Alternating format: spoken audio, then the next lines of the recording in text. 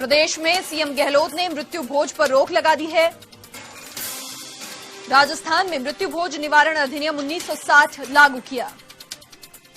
प्रदेश की जनता को कुप्रथा से राहत मिलेगी। मृत्यु भोज के नाम पर खूब पैसों की बर्बादी होती थी और अब गहलोत सरकार ने इस पर रोक लगा दी है। सरकार के साथ सामाजिक संगठनों को भी आगे आना होगा। मृत्यु भोज का आयोजन करने पर कार्रवाई की जाएगी।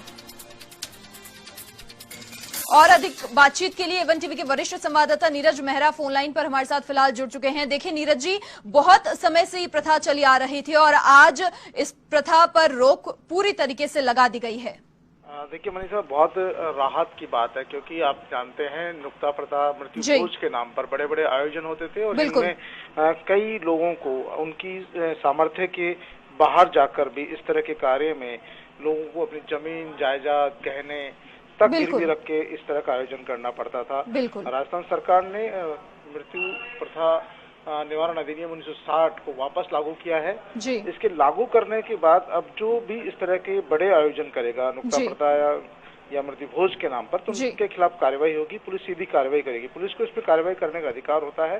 तो एक तरह से आप कह सकते हैं कि ये बहुत बड़ी राहत है क्योंकि देखिए अब तक जिस परिवार में मौत होती थी वहीं उसी परिवार में फिर उनको एक नुक्ता 12वां या 13वें दिन इस तरह का आयोजन करना पड़ता था जिसमें हजारों लोगों का जीवन होता था। तो उसमें पैसों की बहुत बर्बादी होती थी। तो कहीं न कहीं सरकार के इस फैसले से तमाम जो सामाजिक संगठन है, समाज के लोग हैं, उन लोगों को राहत मिलेगी। अब सबसे बड़ी बात है कि जो सामाजिक संगठन है जो इस तरह का काम करते हैं उनको इस मामले में आगे आना चाहिए और सरकार के इस फैसले का स्वागत करना चाहिए। हालांकि पिछले दिनों में देखा यह गया कि कई समाजों ने जो नुक्ता प्रथा छोड़ने की जो है कवायद शुरू कर रखी थी लेकिन वो इतना सिरे नहीं चढ़ रही थी। लेकिन अब जब राजस्थान सरकार ने ही इस तरह का आदेश जारी कर दिया है तो अब इसका जो है इम्प्लीमेंट होना संभव होगा। लोगों को में डर रहेगा क्योंकि आज से पहले भी जब इस तरह का एक कानून आया था तब लोगों में कार्रवाई होती थी, पुलिस कार्रवाई करती थी, जगह जगह जाके छापेमारी करती थी और नुक्ता करने वालों के खिलाफ कार्रवाई करती थी, उनका सामान जब्त कर लिया जाता था, उनके खिलाफ मुकदमे दर्ज कर लिए जाते थे। तो उस समय इस पर रोक लगी थी लेकिन पिछले कुछ दिनों से इस पर फिर वापस से लोगों ने करना शुरू कर दिया था।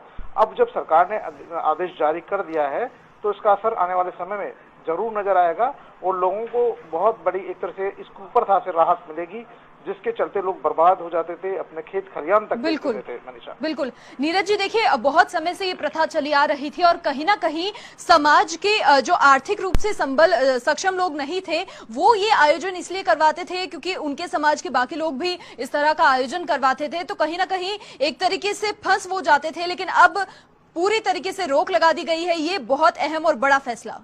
बिल्कुल, वाकई में बहुत बड़ा फैसला है और क्योंकि सबसे बड़ी बात है कि इसमें मरना हमेशा गरीब व्यक्ति को ही पड़ता था। बिल्कुल। क्योंकि जो सामर्थ्य व्यक्ति है वो तो फिर भी चलो इस तरह के आयोजनों में पैसे खर्च कर लेता था। लेकिन जिस घर में मौत होती है उस घर में फिर इस तरह का आयोजन करना और उसमें हजारों लोगों को एक साथ बुलाकर जिमाना, उनका खाना करना, तो ये एक तरह से खर्चीला काम था और व्यक्ति